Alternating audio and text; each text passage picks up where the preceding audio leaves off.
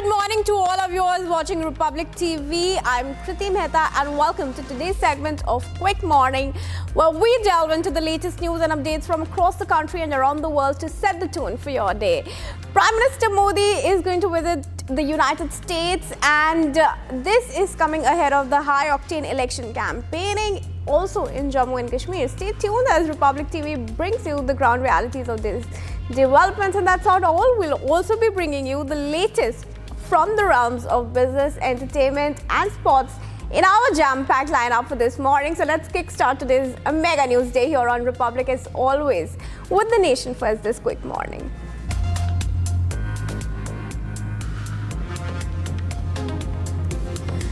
Prime Minister Narendra Modi will visit the United States from September 21 to 23 to attend the Quad Summit. Significantly, this is the first visit of Prime Minister Modi to the United States in his third term and comes at a time when the US presidential elections are around the corner.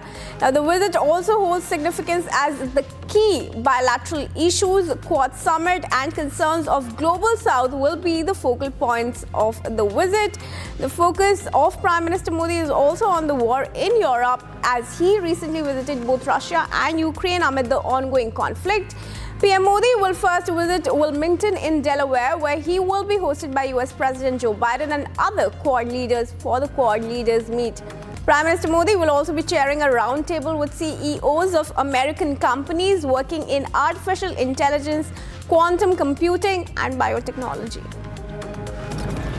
And Aam Aadmi Party leader Atishi will swear in as the Delhi Chief Minister today, along with the Council of Ministers at the LG's residence Raj Bhavan. Now, along with Atishi and 5 Aam Aadmi Party MLAs will also take oath as ministers. Atishi will be the third woman Chief Minister of Delhi after Sushma Swaraj and Sheila Dikshit from the BJP and Congress respectively. The Aam Aadmi Party leader will also be the youngest Chief Minister of Delhi. Atishi will take over the top post after Arvind Kejriwal. The party's national convener tendered a resignation after the Supreme Court granted him bail in the Delhi excise policy case, which also saw former Deputy Chief Minister Manish Sisodia, AAP's Rajya Sabha MP Sanjay Singh being jailed for several months. And YSRCP Chief Jagan Mohan Reddy and Andhra Chief Minister Chandrababu Naidu are locked in horns over the laddu controversy. The matter was first highlighted by Andhra Pradesh Chief Minister Chandrababu Naidu. He said that animal food fat, was used in preparing laddus for Tirupati temple prasadam. Union Health Minister JP Nadda yesterday said he had spoken to Andhra Pradesh Chief Minister Chandrababu Naidu and sought a report on the Tirupati laddu row. Nadda said that the matter will be examined by the Food Safety and Standards Authority of India and suitable action will be taken. Meanwhile, the Vishwa Hindu Parishad has demanded the CBI to investigate the matter. मुझे मिली, मैंने चंद्रबाबू नायडू जी से बात की, उनसे मैंने detail उसकी ली है और मैंने उनको कहा है कि आप तुरंत एक जो आपके पास अवेलेबल रिपोर्ट है वो रिपोर्ट आप मुझे भेज दें। उस रिपोर्ट को मैं एग्जामिन भी करूँगा, स्टेट रेगुलेटर से भी बातचीत करूँगा, उनका क्या कहना है उसको भी जानूँगा। उस जो रिपोर्ट है जिस सोर्स से आई है उस रिपोर्ट को पूरी तहकीकात करके उसके सारे पहलुओं को ध्यान में रख करके suitable action will be taken accordingly. Moving on, intensifying the BJP's campaign ahead of the second phase polls in Jammu and Kashmir on September 25. Union Home Minister Amit Shah will address 5 rallies in the Jammu region today. A total of 26 assembly segments, including 11 in 3 districts of Rajouri, Poonch and Reasi, will go to the polls in the second phase. 15 assembly constituencies are in Kashmir's Srinagar and Budgam districts. Prime Minister Modi started the BJP's poll campaign for the second phase of the assembly elections on Thursday, addressing 2 rallies in Srinagar and Katra town.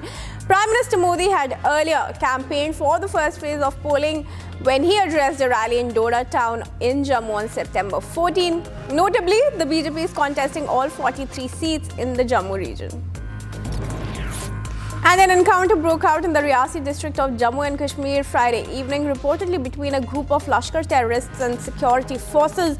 According to reports, the encounter between the security forces and the terrorists broke out in the Chasanna area of the Riyasi district. The area was then cordoned off by security forces. Jammu and Kashmir police said that based on specific intelligence about the presence of terrorists, a joint search operation was launched by the security forces. One army jawan has been injured and the encounter operations are still underway.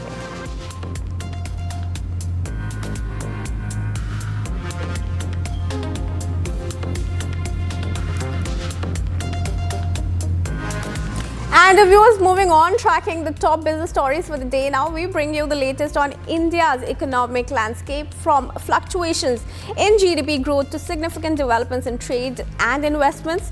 Stay tuned as we delve into the key highlights shaping the business world today.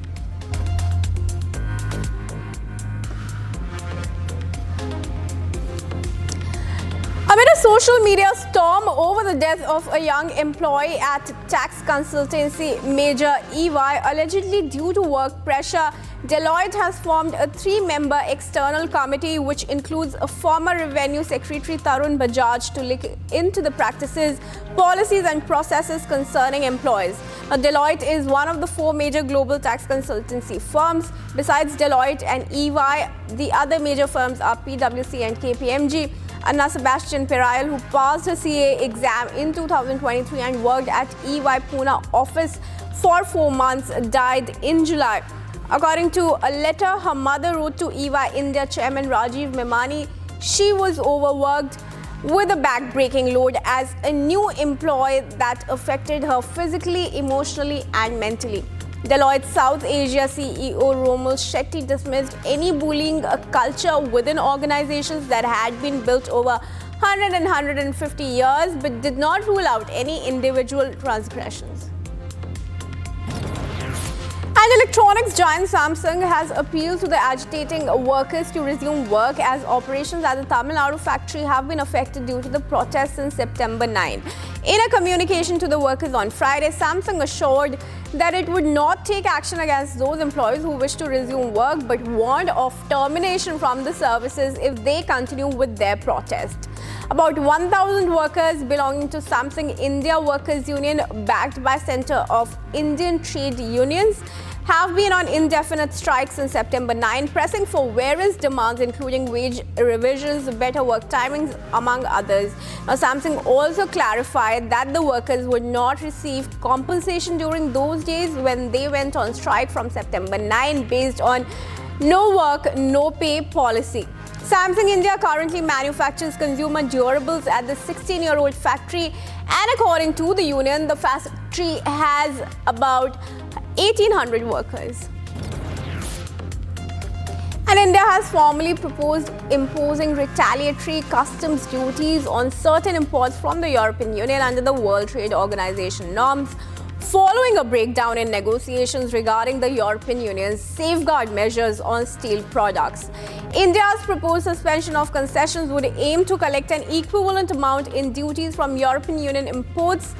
India also reserved the right to immediately implement these tariff suspensions and adjust the affected products as rates as necessary to ensure a fair exercise of its rights under the WTO provisions. The Indian government will notify the WTO's Council for Trade and Goods and the Committee on Safeguards regarding its next steps. India, which has a significant stake in steel exports to the European Union, saw its iron and steel exports rise to $6.64 billion in 23-24, up from $6.1 billion the previous year. India, alongside other countries, has raised concerns about the EU's safeguard measures, stating that they violate global trade rules under the WTO's agreement on safeguards. India is currently negotiating a free trade agreement with the European Union to boost trade and investment ties. In 23-24, India's exports to the European Union rose by 1.5% to $76 billion, while imports fell by about 3% to $59.38 billion. And the Securities and Exchange Board of India, or SEBI, has introduced new measures to allow mutual funds to both buy and sell credit default swaps under certain conditions. The decision is aimed at enhancing liquidity within the corporate bond market. SEBI's new guidelines provide mutual funds with greater flexibility by enabling them to also sell credit default swaps. To mitigate potential risks, SEBI has outlined several conditions for mutual funds engaging in selling CDSs. They must maintain adequate collateral, which could be in the form of cash, government bonds, or treasury bills. Additionally, mutual funds can only buy CDSs from sellers that hold investment grade ratings, indicating a higher likelihood of meeting their debt obligations. SEBI further stipulated that the total exposure of CDS, whether from buying or selling, should not exceed 10% of the mutual fund's asset management. Now, this measure is designed to ensure that funds manage their risk exposure effectively while benefiting from the added liquidity CDSs can bring to the bond market. US stocks closed nearly unchanged on Friday as investors paused buying after a strong rally in prior session that was fueled by an upside interest rate cut by the Federal Reserve, while Nike's gains helped nudge the Dow to a record. After notching their biggest daily percentage gains since mid-August, major averages were subdued for most of the session but managed to secure weekly gains of at least 1%. Stocks had briefly paired losses after comments from Federal Governor Christopher Waller increased expectations the central bank will cut interest rates by 50 basis points at its November meeting. According to preliminary data, the S&P 500 lost 10.27 points or 0.18% to end at 5,703 points, while the Nasdaq Composite lost 65.66 points or 0.36% to 17,948. The Dow Jones Industrial Average rose 37.62 points or 0.09 to 42,062.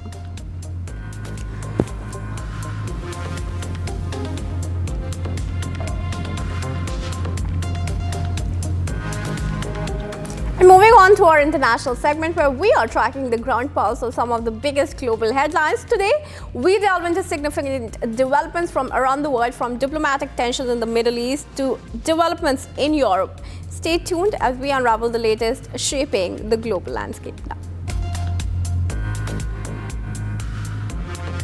And protesters gathered outside of a German Chancellor's office to demand action on climate change and marched through Berlin's governmental district as a part of a global climate strike. Activists held up signs saying no extra lives for planet Earth and one world, one future as they watched a gig outside the German Chancellery. Similar protests also took place in Cologne, Hamburg, Munich, Frankfurt, and Leipzig. Demonstrations organized by a youth-led group called Fridays for Future were held in the cities across the world, just as a pair of major week-long climate events were getting underway in New York City. Now, since 2019, carbon dioxide emissions from coal have increased by nearly 1 billion tons, while natural gas emissions have increased slightly and oil pollution has dropped a tiny amount, according to the International Energy Agency.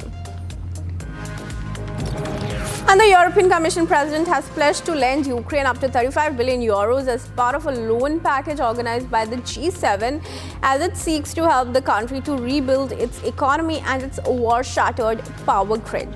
The president said the loan will be backed by the windfall profits from immobilized Russian assets and that Ukraine can decide how the funds are spent.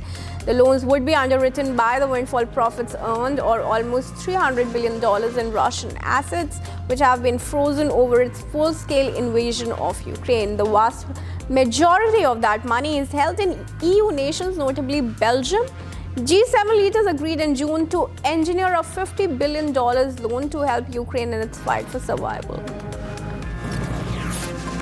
And hundreds of mourners marched on Friday in a funeral of 3 Palestinians killed during an Israeli raid in the northern West Bank. The military released an aerial video it said was taken in Kabatia, appearing to show 4 people the military identified as terrorists exiting a car, one firing shots. The military said that the car was carrying explosive devices and weapons. According to the Palestinian Health Ministry, over 700 Palestinians in the West Bank have been killed by Israel's armed offensive since the war erupted on October 7 last year. The northern West Bank has seen some of the worst violence since the war's outbreak. Israel says that the raids are necessary to stamp out Hamas's terror, which has flared in the aftermath of the October 7 attack. I'm happy to announce that today the Commission has adopted proposals that will enable the European Union to lend 35 billion euros from the P7 pledge. This is a huge step forward. We are now confident that we can deliver this loan to Ukraine very quickly, a loan that is backed by the windfall profits from immobilized Russian assets. And as the US, China and other powers vie for strategic influence in Pacific Island militaries, the Army Chief of New Zealand said that not all of the larger nations bidding to offer support are supplying what tiny island nations find most helpful. New Zealand, which has trained Pacific soldiers for decades, has a little military might and has instead long cultivated its reputation through a type of humble soft power when its armed forces are stationed abroad. Major General Rose King, the Army's highest-ranking official who was appointed in June, is the first woman to lead a branch of the New Zealand military. King's remarks come during an explosion of what she termed the great power competition for Pacific influence, with the vast oceanic region or tiny island and atoll nations becoming one of the world's most fraught sides of geopolitical contest.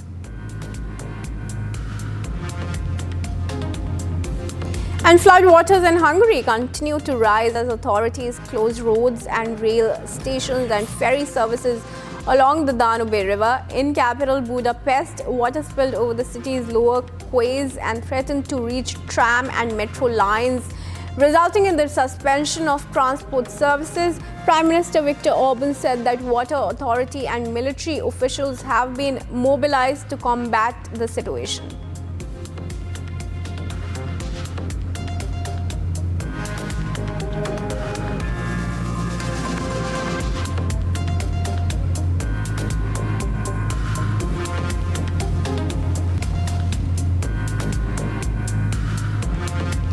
And the US Vice President Kamala Harris slammed Donald Trump as a threat to women's freedoms and their very lives, warning in a speech in the battleground state of Georgia on Friday that Republicans would continue to choke off access to abortion if he returns to the White House.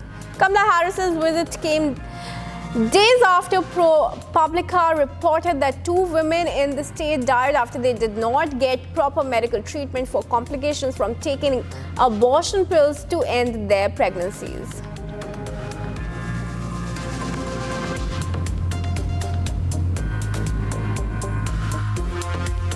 One in 3 women in America lives in a state with a Trump abortion ban. This includes Georgia and every state in the South except Virginia. Think about that when you also combine that with what we know has been long-standing neglect around an issue like maternal mortality. Think about that when you compound that with what has been long-standing neglect of women in communities with a lack of the adequate resources they need for health care, prenatal, during their pregnancy, postpartum. Think about that.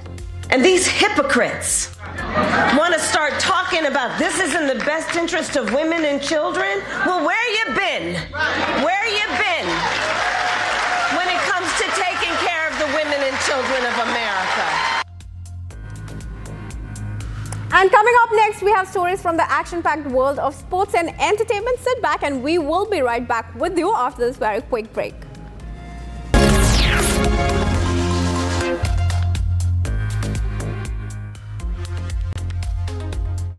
So yes, in less than 24 hours from now, India start their home season with a 2-match test series against Bangladesh. Hello and welcome to Republic World. In this session, we are going to speak about the pitch, the toss, the playing conditions, what the playing 11s could be like, and all of that. And to do that, I've got with me my colleagues Jishu and Sahil joining me at this point of time. So without wasting any time, let's just get started. You know, Bangladesh come to India with a lot of confidence. They have defeated Pakistan in Pakistan 2-0. So, do you think Bangladesh still have a realistic chance against India on a Chennai trip? If I could just recall the England trip that happened earlier this year. England had also defeated Pakistan 3-0 on their home ground. They still came to India. We saw what happened over there. So it makes no difference. India is a completely different ball game. They have to be at the top of their game, at the top of their skill levels. There's a hell lot of difference between Pakistan as a test team and India as a test team. So I don't think it is going to make any difference, according to me. So India start overwhelming favourites. Sahil? Yeah, they definitely do start as favourites.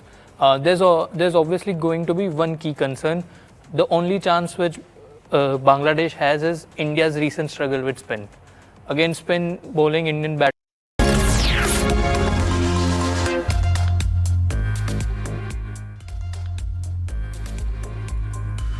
Welcome back, viewers. It's time now to dive into the world of sports with our segment dedicated to all the action-packed highlights and exciting matchups. Today, we bring you the latest updates from the China Open and much more from the world of sports. Keep listening to all the bites right here on our sports segment this quick morning.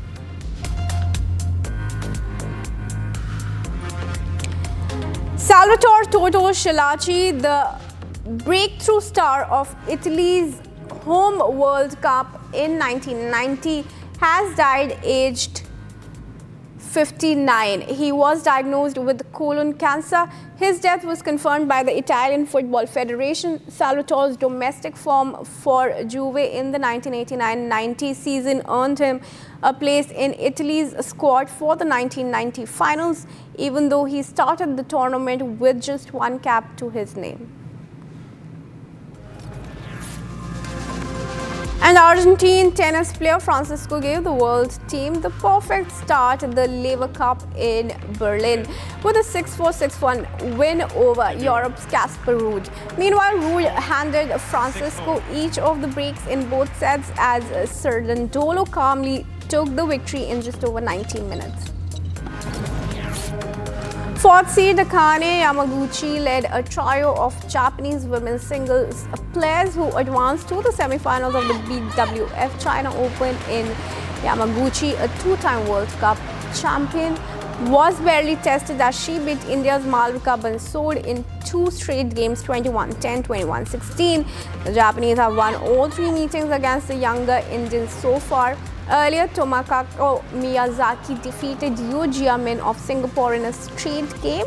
The Singaporean player fought back from 15-18 down in the opening game to level in a shock result. Malaysia's mixed doubles pair of Goh Soon Wat and Jemmy Lai beat China's third-seeded pair of Jiang Zhenbang and Wei Yin in two straight games for the biggest upset of the day.